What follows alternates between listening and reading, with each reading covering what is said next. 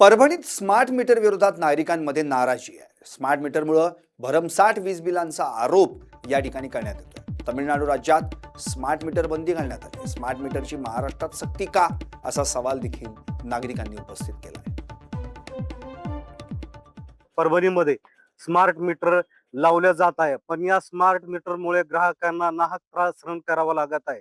अव्वाचे सव्वा light bill येऊन ग्राहकांना त्याचा भुर्दण पडत आहे. यापूर्वी जी मीटर होती ती चांगल्या पद्धतीने चालायची, पण त्याचं बिल पण कमी यायचं. पण ह्या स्मार्ट मीटरमुळे 4, 5, 5, 6 हजार रुपये लाईट बिल येत आहे. त्यामुळे ग्राहक सध्या त्रस्त झाला आहे. आपण सध्या आज आपल्याला ह्या महिन्यामध्ये किती लाईट बिल आलं? मला ह्या महिन्यामध्ये 4-4.5 हजार लाईट बिल आले. आणि पहिलं मला साधारण मीटरमध्ये 1800, 1600, 2000 यायचं. आणि लाईट तेवढीच.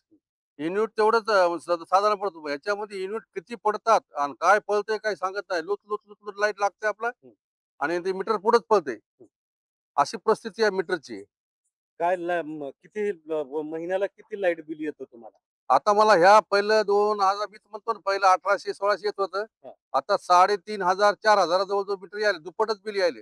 पूर्वीचे चांगले होते की आता ही नाही चांगली मीटर पूर्वीचं मीटर चांगलं होत होतं. हा. ते कळत होतं माणसाला किती युनिट पडायलेत, काय व्हायलंय, किती आपले लाईट जळायलेत असं. ह्या मीटर मध्ये ते पहिले जेवढे लाईट तेवढेच लाईट, पण ते याच्यात काही दिसत बी नाही आणि ते दाबाय गेलं तर आपल्याला कळत बी नाही आणि ते लाईट लागतं ते मीटर पळत राहते. त्याच्यामुळे किती बिल दुप्पटच